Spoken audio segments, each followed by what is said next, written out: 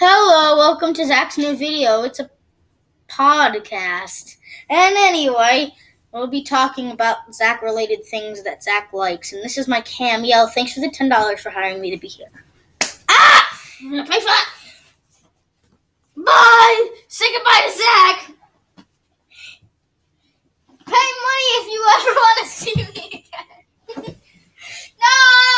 Bye! Ow! This is not how I wanted my 300th video to go!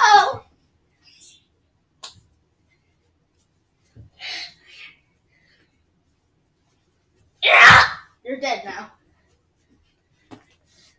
After that little incident, let's get started with my 300th video. Anyway, so 300, big milestone. It's a big milestone. 300 videos. It's a big milestone. So yeah. But there's a lot I need to catch up on, I guess. I've been gone for a while now, so I finally got to 300 videos, which is actually a lot. Not a lot, but for me, considering I really only started February, it's a lot. I guess 300. I mean, a little bit over 300 this month, but one video was a big success. So 300. Yeah, I kind of liked it. But there's a lot I missed, Far From Home I watched. Hobbs and Shaw I watched. Toy Story 4 I watched. Lion King I watched. And I all have thoughts on those. So yeah, I watched all those stuff, so I'm ready to review them all on separate days.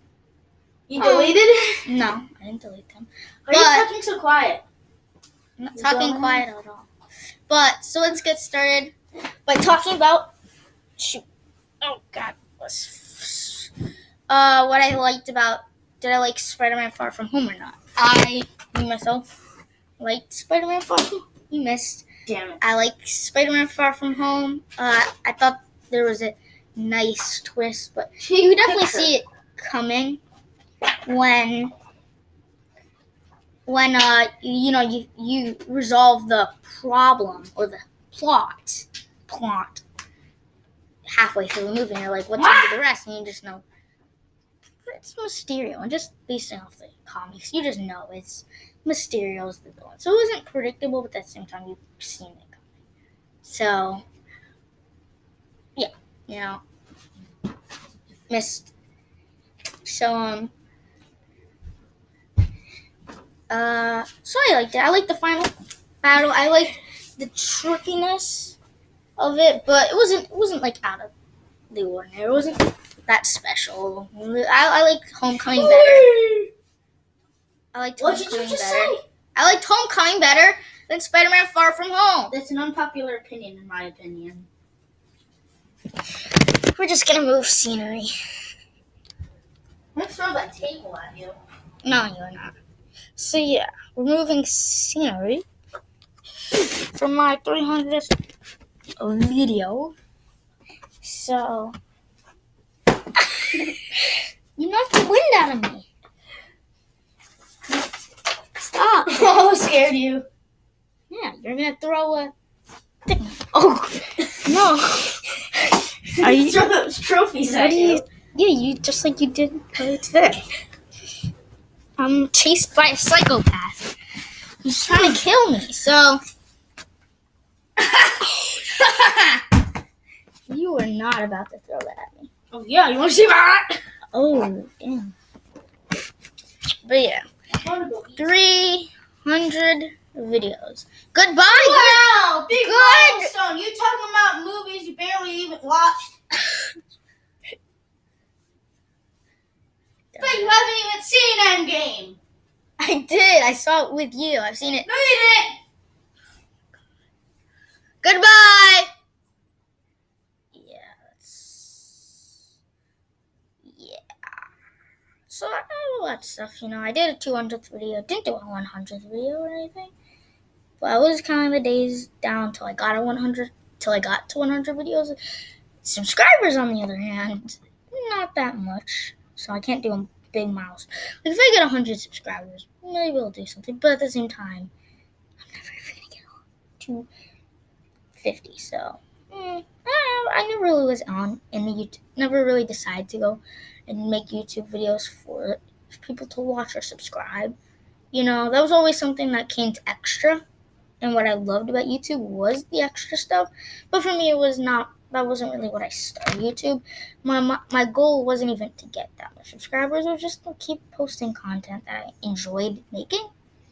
And I like this content. I like doing everything. And I'm not subject down to doing one thing. On my channel, I do a lot of things. Between movies and just vlogging around. I haven't posted as much as I maybe I used to when I just got in the hang of things. I used to post 5 videos a day, and I've definitely calmed down from doing 5 videos a day. But I've still done a lot of stuff, so I'm happy my channel will keep on growing. I still have a lot of videos to do. The whole Comic-Con thing. Let me just briefly explain the whole Comic-Con thing about MCU, especially the MCU. The MCU went big at Comic-Con. So I'm just going to talk quickly about the Comic-Con thing. I think I'll probably do a separate video on all this, but I just want to briefly explain that I really, they went big. They went to a lot of intriguing new places. And I'm just interested to see Thor: Love and Thunder, Doctor Strange, Multiverse of Madness. It's incredible that half Phase 4 is only half of it is only movies. The rest is all Disney Plus, which is still not bad. I still like the whole idea, and especially with where they're going with it. Between Lulu, Hawkeye, Falcon and Bucky. WandaVision, all these different intricate characters that never really I noticed that they all pick characters that not necessarily always get the big share, a big part in these other films. Hawkeye seems like this, he had I really liked his role in Endgame, but he was never really the star.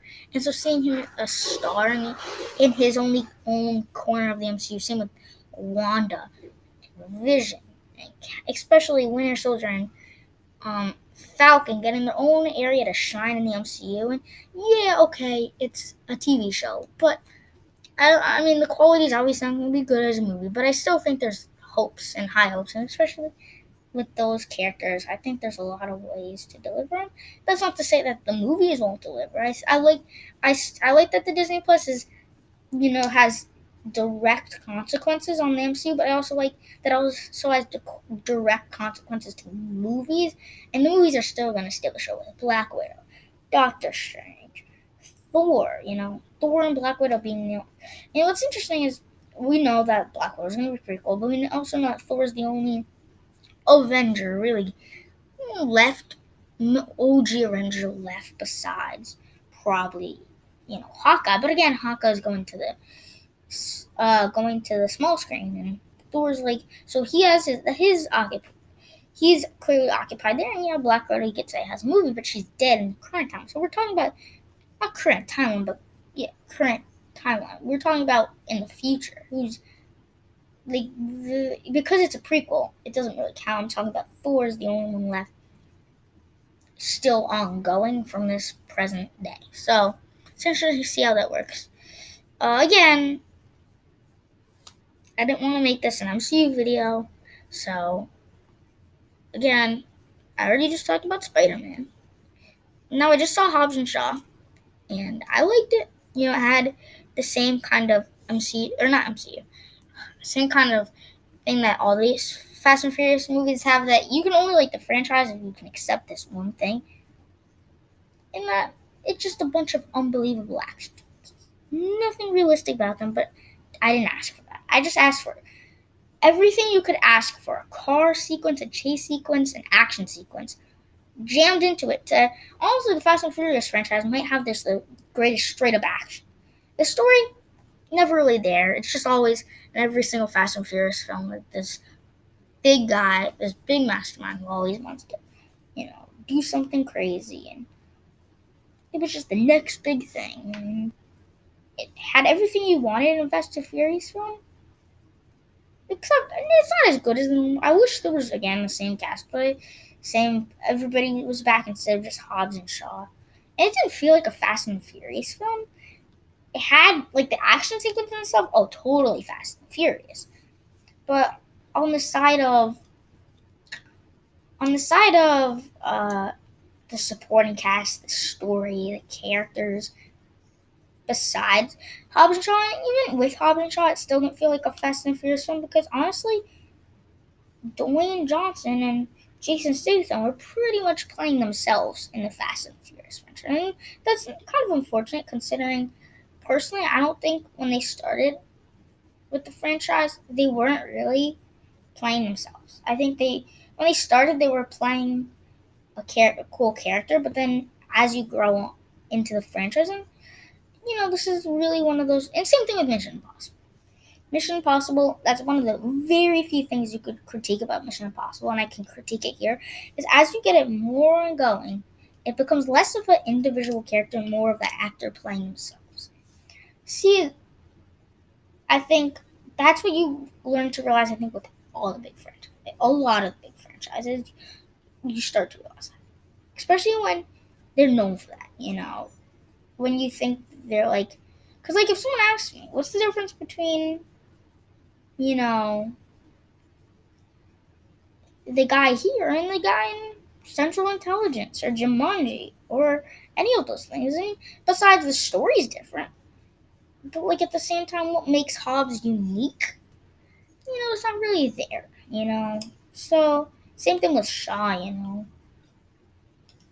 I just can't find a way to make that character unique that makes it bigger in the universe. At the start of these characters, they seemed to go on this unique, cool path, but they never really went there. So, yeah.